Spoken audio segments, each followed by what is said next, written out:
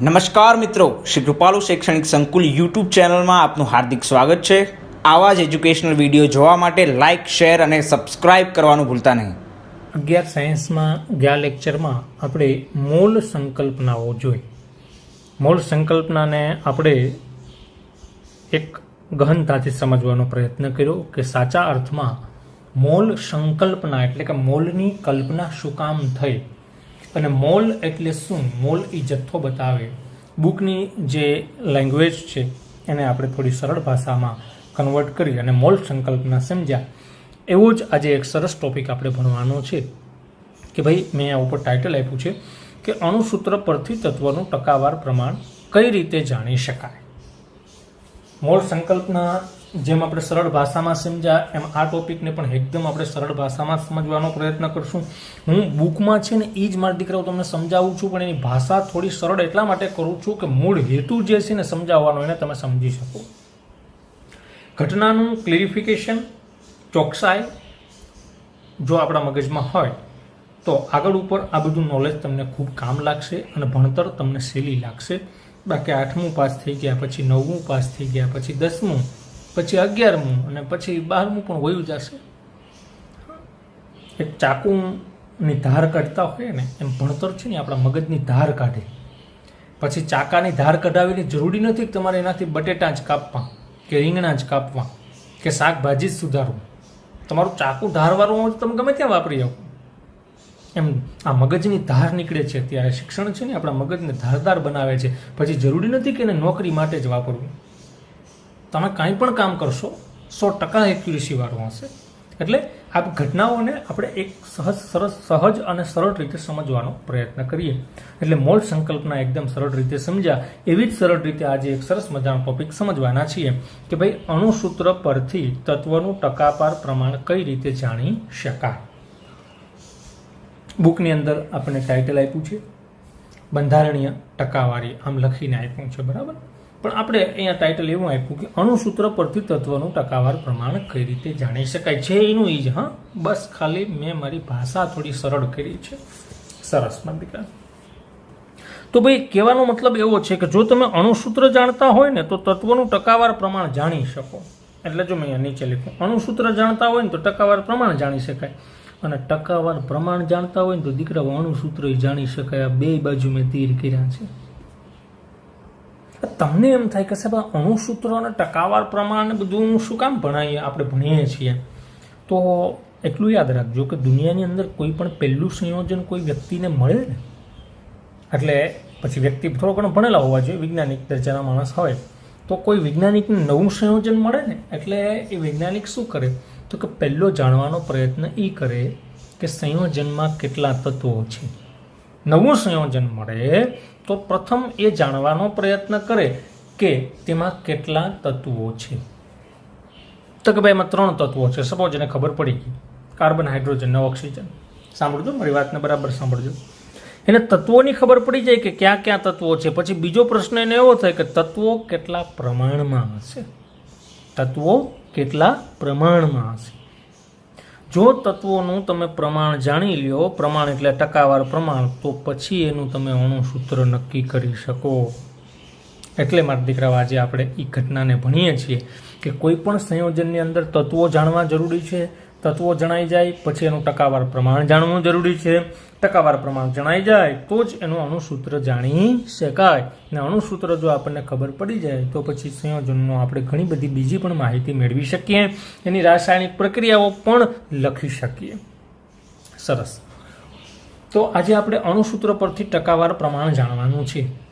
તો એના માટે એક સૂત્ર તમારે યાદ રાખવું પડશે। મેં સરસ રીતે અહીંયા લખ્યું છે। આ સૂત્ર મારા દીકરાઓ તમારે યાદ રાખવું પડશે। કયું? તો કે કોઈ તત્વનું જો તમારે ટકાવાર પ્રમાણ જાણવું હોય તો શું કરવાનું તો કે તે તત્વનું દળ ના છેદમાં સંયોજનનું દળ ગુણ્યા 100। તત્વનું દળ ના છેદમાં સંયોજનનું દળ ગુણ્યા 100। હવે તમને એમ થાય કે તત્વનું દળ એટલે કયા તત્વનું દળ? ભાઈ જે તત્વનું ટકાવાર પ્રમાણ નક્કી કરતા હોય ને એ તત્વનું દળ। પણ કયું દળ? સંયોજનમાં જે હોય તે। મારી વાતને સમજ્યા નહીં તો બરાબર। હવે જો હું ઉદાહરણ તરીકે લઉં છું, દાખલા તરીકે સંયોજન છે પાણી। પાણી શું છે? સંયોજન। હવે એમનું અણુસૂત્ર તો ગામ આખાને ખબર છે. અણુસૂત્ર શું થાય? H2O. આ એનું અણુસૂત્ર છે. હવે તમને એવું પૂછે કે પાણીમાં રહેલા હાઇડ્રોજનનું ટકાવાર પ્રમાણ જણાવો. હા, તમને એ જ તત્વનું ટકાવાર પ્રમાણ પૂછે કે જે તત્વ સંયોજનમાં છે.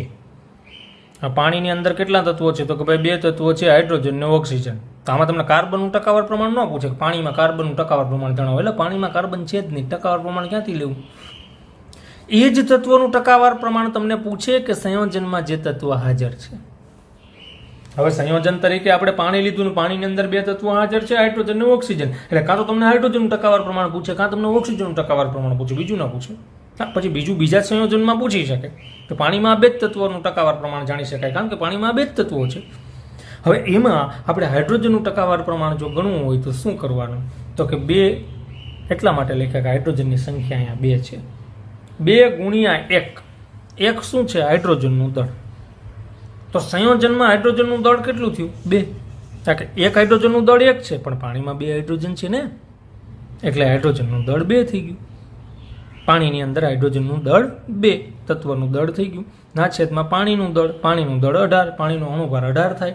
કારણ કે ઓક્સિજનનો 16 અને હાઇડ્રોજનના 2, તો 16 ને 2 18. એટલે પાણી આખું જે સંયોજન છે ને, અણુભાર એ જ સંયોજનનું દળ. આ સંયોજનનું દળ એટલે શું? અણુભાર. તો પાણીનો અણુભાર 18, એટલે સંયોજનનું દળ ગુણ્યા 100.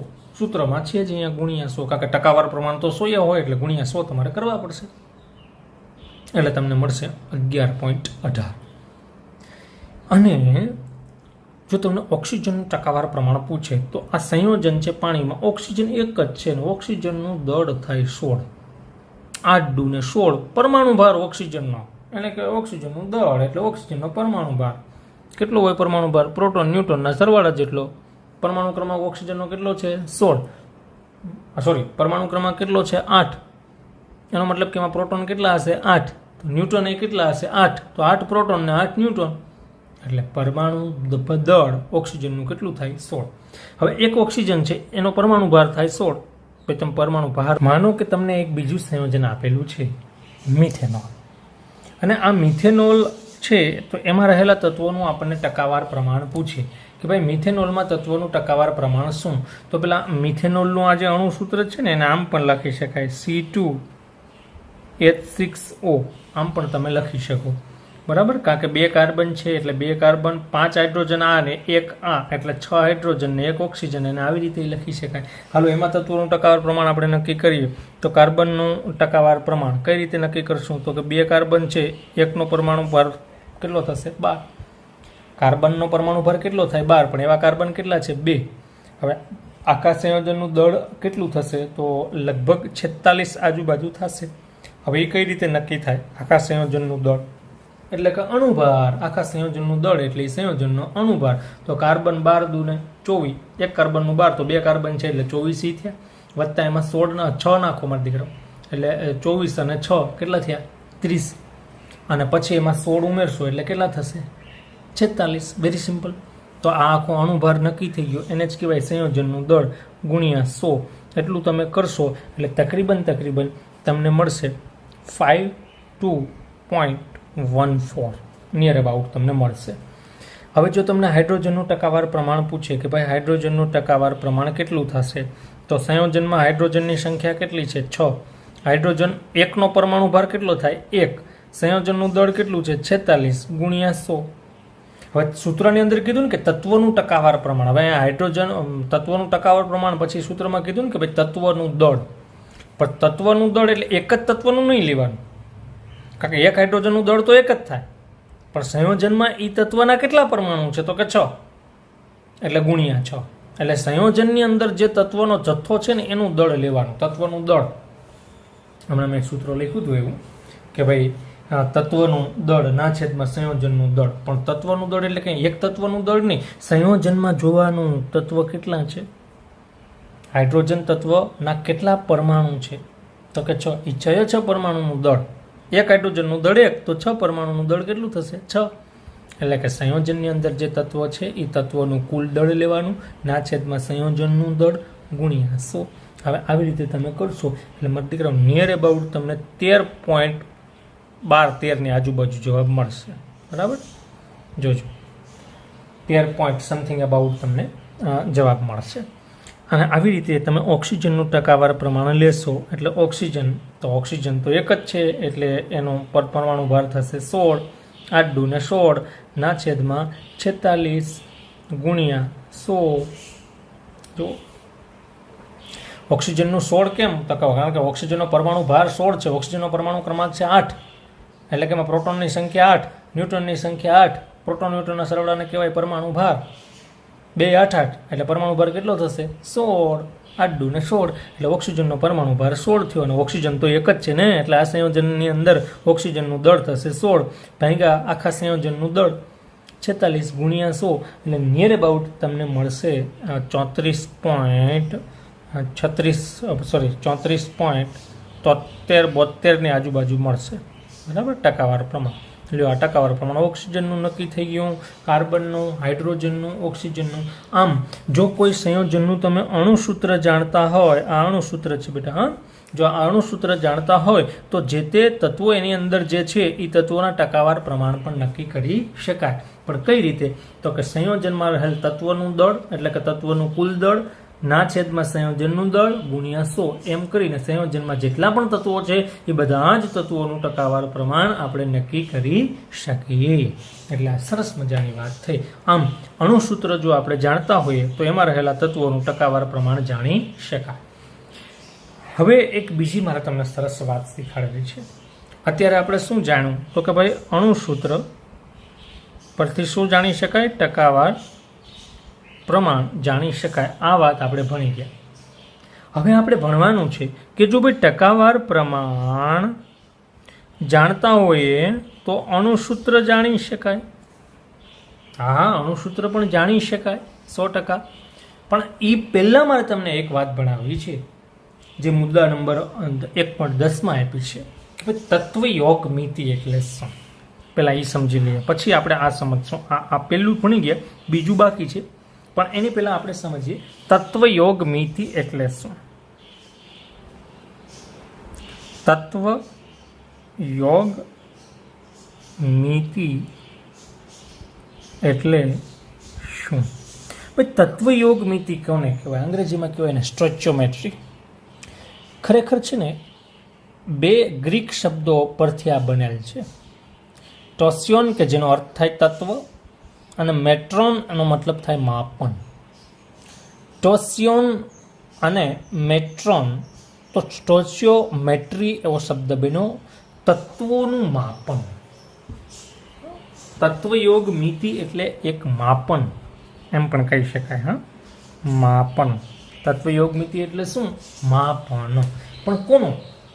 રાસાયણિક પ્રક્રિયામાં તત્વોનું જે તમે માપન કરો, પછી એને મોલથી માપો કે એને કદમાં માપો કે એને વજનથી માપો કે તમે જે રીતે પણ તત્વોને કંઈક આંકવાનો પ્રયત્ન કરો, તો તત્વોને જે આંકવાની જે પ્રોસેસ છે, તત્વોને માપવાની જે એક પદ્ધતિ છે, તમારી જે તત્વોને માપવાની એક જે ઓળખાણ કરવાની એક તમારી આવડત છે, એને તત્વયોગ મિતિ કહેવાય. તત્વયોગ મિતિ એટલે કશું જ નહીં, સાદી રીતે એટલું યાદ રાખો ને, તત્વયોગ મિતિ એટલે માપન. હવે જો એક સરસ પ્રક્રિયા લાવું છું બુકમાં. હવે જે લીખું હોય બરાબર મારા દીકરા અહીંયા ધ્યાન રાખજો. હું મિથેનનું દહન કરું. આપણે 10મા ધોરણમાં પણ આ પ્રક્રિયા ભણી ગયા. મિથેનનું આપણે દહન કરશું ને એટલે શું મળશે?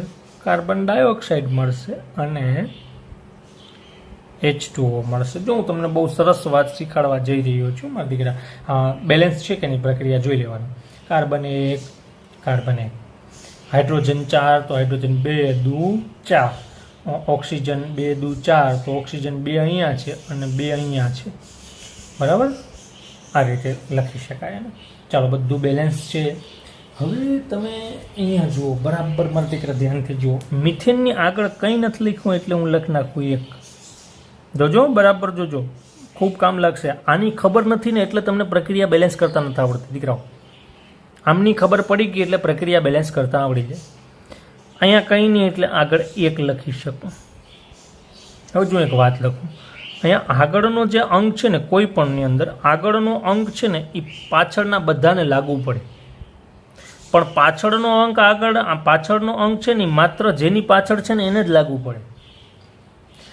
આગળ જે આ મેં લખ્યો અંક એ પાછળના બધા તત્વોને લાગુ પડે, પણ જે તે તત્વની પાછળ લખેલો અંક હોય ને એ માત્ર જેની પાછળ છે ને એને જ લાગુ પડે. હવે તમે અહીંયા જુઓ, આ આગળના બે છે ને એ હાઇડ્રોજનને લાગુ પડશે ને ઓક્સિજનને લાગુ પડશે, પણ હાઇડ્રોજનની પાછળ બે લખ્યા ને એ માત્ર હાઇડ્રોજનને જ લાગુ પડે, પછી એ ઓક્સિજન લાગુ ન પડે. સમજો મારી વાતને તમે જુઓ, અહીંયા જ્યાં એક છે ને એ કાર્બનને લાગુ પડશે ને હાઇડ્રોજનને લાગુ પડશે, પણ હાઇડ્રોજનની પાછળ જે 4 લખ્યા છે ને એ 4 માત્ર હાઇડ્રોજનને જ લાગુ પડશે. પાછળ લખેલો અંક જેની પાછળ લખેલો છે ને એને જ લાગુ પડે, આગળ લખેલો અંક બધાને લાગુ પડશે.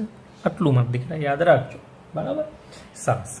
હવે તત્વયોગ મિતિ એટલે શું? તો કે આ જે આગળના અંક છે ને એને તમે મોલ કહી શકો, એને તમે મોલ કહી શકો. જો હું હવે જુદી જુદી ભાષામાં તમને કહું છું, તમે એમ કહી શકો કે મિથેનનો 1 મોલ ઓક્સિજનના 2 મોલ સાથે પ્રક્રિયા કરી કાર્બન ડાયોક્સાઇડનો 1 મોલ ઉત્પન્ન કરે છે અને પાણીના 2 મોલ ઉત્પન્ન કરે છે. મિથેનનો 1 મોલ ઓક્સિજનના 2 મોલ સાથે પ્રક્રિયા કરી કાર્બન ડાયોક્સાઇડનો 1 મોલ ઉત્પન્ન કરશે અને પાણીના 2 મોલ ઉત્પન્ન કરશે. હવે જુઓ, આને એમ પણ કહી શકાય, આ તમે આગળના અંકને શું કીધું? મોલ. તો એવી રીતે વાત થાય એમ, આગળના અંકને મોલ કયો એટલે બધા આગળના અંકને મોલ જ કહેવાય. હવે એમ પણ કહી શકાય, આગળના અંકને તમે અણુ પણ કહી શકો. તો એમ વાત થાય કે ભાઈ મિથેનનો 1 અણુ ઓક્સિજનના 2 અણુ સાથે પ્રક્રિયા કરે છે અને કાર્બન ડાયોક્સાઇડનો 1 અણુ અને પાણીના 2 અણુ આપે છે. એટલે આગળના અંકને કાં તો તમે મોલ કહી શકો, આગળના અંકને તમે અણુ પણ કહી શકો. હવે અહીંયા આ જે પ્રક્રિયા થઈ એમાં તમે જરા ધ્યાનથી જુઓ ને, તો આ જે આગળના મોલ તમને મેં કીધા છે કે ભાઈ આગળના અંકને આપણે મોલ કહીએ. હવે જો તમે એને મોલ કહો, આને 1 મોલ કહો કે મિથેનનો 1 મોલ ઓક્સિજનના 2 મોલ સાથે પ્રક્રિયા કરી કાર્બન ડાયોક્સાઇડનો 1 મોલ અને પાણીના 2 મોલ આપે. અણુ કહો તોય ચાલે, મોલ કહો તો પણ ચાલે. હવે આ જે પ્રક્રિયા છે ને એ પ્રક્રિયામાં આપણે 1 મોલ મિથેન છે એની બદલે હું એમ કહી શકું કે 1 મોલ મિથેન એટલે કેટલો મિથેન? એના અણુભાર જેટલો મિથેન. 1 મોલ મિથેન છે એનો મતલબ કે એના અણુભાર જેટલું વજન થયું. તો મોલની ભાષામાં વાત કરો ને તો 1 મોલ મિથેન 2 મોલ ઓક્સિજન સાથે પ્રક્રિયા કરી 1 મોલ કાર્બન ડાયોક્સાઇડ ને 2 મોલ પાણી આપે.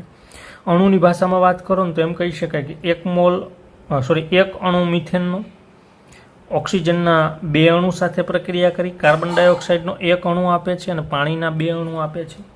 આ મોલ અને અણુની ભાષામાં મેં વાત કરી. હવે 1 મોલ એટલે મિથેનનું કેટલું વજન થાય?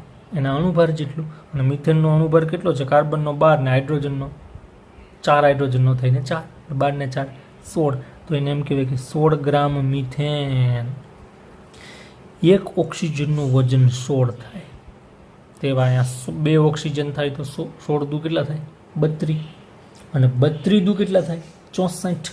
તો પછી એમ કહી શકાય કે અહીંયા 4 ઓક્સિજન છે, 1નું 16 થયું, તો ટોટલ કેટલું થયું? 64. સમજી શકો મારી વાતને તમે, હું શું વાત કરું છું? 1 ઓક્સિજનનું વજન 16 ગ્રામ, તેવા 2 ઓક્સિજન હોય તો 32, અને 32 દુ આપણે બધા જાણીએ છીએ 64, એટલે એનું વજન થશે કેટલું? 64 ગ્રામ. 64 ગ્રામ 64 ગ્રામ ઓક્સિજન સાથે પ્રક્રિયા કરશે. કેટલા ગ્રામ કાર્બન ડાયોક્સાઇડ બનાવશે? તો કે એના એક અણુ છે કાર્બન ડાયોક્સાઇડનો, 1 અણુ છે એટલે કેટલા ગ્રામ બની શકે? તો કે એના અણુભાર જેટલો. એનો અણુભાર કેટલો થશે? તો કે 16 દુ ને 32 આનો વત્તા 12, 32 ને 12, તો 32 ને 12 કેટલા થશે મારા દીકરાઓ? તો કે 32ની અંદર તમે 12 ઉમેરશો એટલે તમને કેટલા મળશે? તો કે 4 અને 4 કેટલા મળ્યા તમને? 44. જો 44 ગ્રામ મળશે. અને પાણીના અણુનું વજન કેટલું છે? તો કે 18. એવા પાણીના અણુ કેટલા છે? તો કે 2. તો 2 પાણીના અણુ છે તો મારા દીકરા કેટલું મળશે? તો કે 18 દુ ને 36 ગ્રામ મળશે તમને. હવે તમે આને આમ લખી શકો, અહીંયા 16 આગળ 1 છે એટલે 16 ગ્રામ. અહીંયા તમે 2 ગુણ્યા 32 લખી શકો ને, 32 દુ 64. અહીંયા 44 એટલે 44, કારણ કે આગળ 1 છે, પણ અહીંયા આગળ 2 છે એટલે 2 ગુણ્યા તમે 18 લખી શકો ને. આ તો ખાલી લખ્યું છે, બાકી ચોખ્ખું આને આ રીતે પણ વાત કરી શકાય. જો 3 પેટર્નમાં વાત થાય કે મિથેનનો 1 અણુ ઓક્સિજનના 2 અણુ સાથે પ્રક્રિયા કરે, 1 અણુ કાર્બન ડાયોક્સાઇડનો આપે અને 2 અણુ પાણીના આપે. હવે જો મોલમાં વાત કરો તો એને એમ પણ કહી શકાય કે 1 મોલ મિથેન 2 મોલ ઓક્સિજન સાથે પ્રક્રિયા કરી 1 મોલ CO2 અને 2 મોલ પાણી આપે છે. વજનને આધારે વાત કરો તો તમારે વજન તો લેવું પડે. મિથેનના 1 અણુનું વજન કેટલું થાય તો કે એના અણુભાર જેટલું. 1 મોલનું વજન કેટલું થાય એના અણુભાર જેટલું.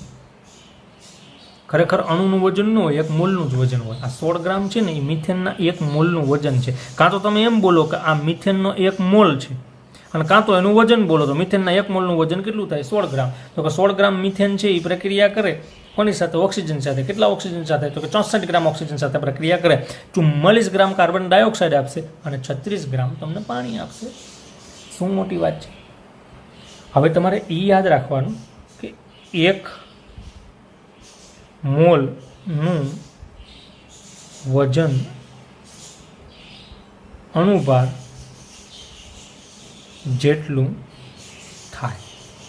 આ માટે તમારે યાદ રાખવાનું કોઈ પણ 1 મોલનું વજન કેટલું થાય તો કે એના અણુભાર જેટલું થાય.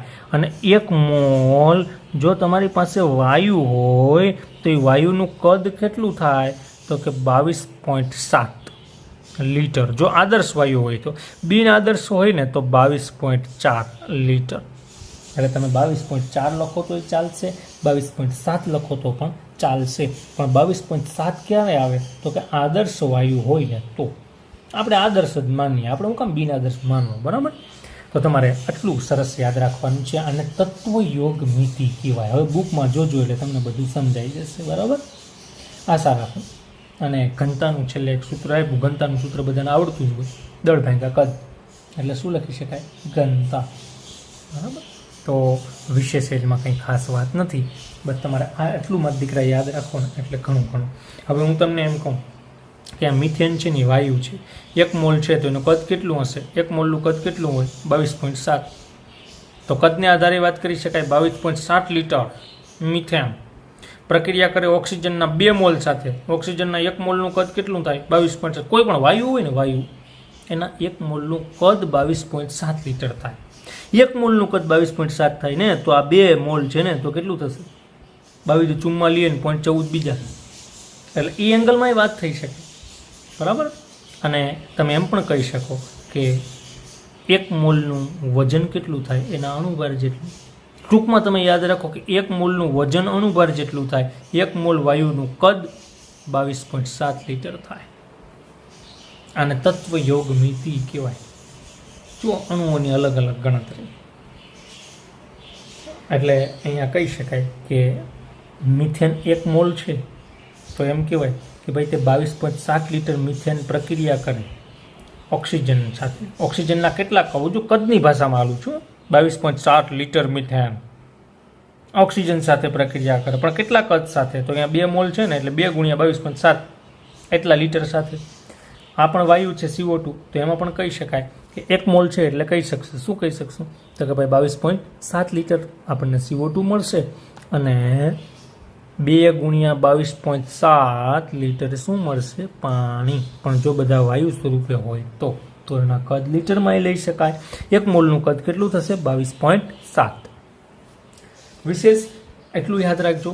આ કદને આધારે તો વાત બહુ ઓછી કરવાની થશે, પણ તમને એ ખબર હોવી જોઈએ કે આગળનો અંક છે ને એને કાં તો મોલ કહી શકાય કાં તો એને અણુ કહી શકાય. બીજું તમારે યાદ રાખવાનું છે કે 1 મોલનું વજન અણુભાર જેટલું જ થતું હોય અને 1 મોલ વાયુનું કદ હંમેશા 22.7 લીટર થાય. વાયુ આદર્શ હોય તો, બિન આદર્શ વાયુ હોય તો 22.4 લીટર જેટલું કદ થાય. હવે મારા દીકરા તમે બરાબર વાંચવાનો પ્રયત્ન કરજો, બુકમાંથી તમને સમજાઈ જશે. બીજું, બુકની અંદર દાખલા આપ્યા છે એ મારા દીકરા ગણવાના છે તમારે. જો મેં અહીંયા ગણી નાખ્યા દાખલામાં, દાખલા આવી ગયા. તમને એમ પૂછે કે ભાઈ આ પ્રક્રિયામાં કેટલા કેટલા ગ્રામ મિથેન પ્રક્રિયા કરી કે જેથી આપણને CO2 ના આટલા ગ્રામ મળ્યા, એવું તમને પૂછે એટલે તમારે સીધું જોવાનું. તો કે મિથેનના મોલ કેટલા છે? તો કે 1, એટલે કેટલા ગ્રામ હશે? 16 ગ્રામ. CO2 ના મોલ કેટલા મળ્યા? તો કે 1, એટલે એ કેટલા ગ્રામ હોય? 44 ગ્રામ. સિમ્પલ દાખલા એકદમ સરળ છે મારા દીકરા, તમે જરા જોવાનો પ્રયત્ન કરો. એકદમ સરળ અને સિમ્પલ છે, બરાબર. જોશો એટલે તમને ખબર પડી જશે. છતાંય ખબર ન પડે તો મારા દીકરા મને પૂછજો, અથવા હું આવતા લેક્ચરમાં તમને ગણાવવાનો પ્રયત્ન કરીશ. એમાં જો એક દાખલો મને યાદ છે, હું કહું. પહેલો જે દાખલો આપ્યો ને એમાં આપણને શું કીધું કે ભાઈ 16 ગ્રામ મિથેનના દહનથી ઉત્પન્ન થતા પાણીનો જથ્થો જણાવો. તો આ 16 ગ્રામ તો લીધો મેં મિથેન. જુઓ ને તમે, 1 મોલ મિથેન એટલે 16 ગ્રામ. એમાં પાણીનો જથ્થો કેટલો આવશે? આ તમારી સામે છે જવાબ. કેટલો આવશે પાણીનો જથ્થો? 36 ગ્રામ. શું મોટી વાત છે? એમાં કંઈ લાંબુ ગણવાની જરૂર નથી, બરાબર. એટલે આવા સિમ્પલ દાખલા છે. ન થાય તો મારા દીકરા મને કહેજો. પણ તમારે 4 વાત યાદ રાખવાની છે. શું? આગળ જે અંક લખ્યા ને એને જ તત્વયોગમિતિ પ્રમાણ કહેવાય. પાછળના અંકને તત્વયોગમિતિ પ્રમાણ ન કહેવાય, પહેલી વાત.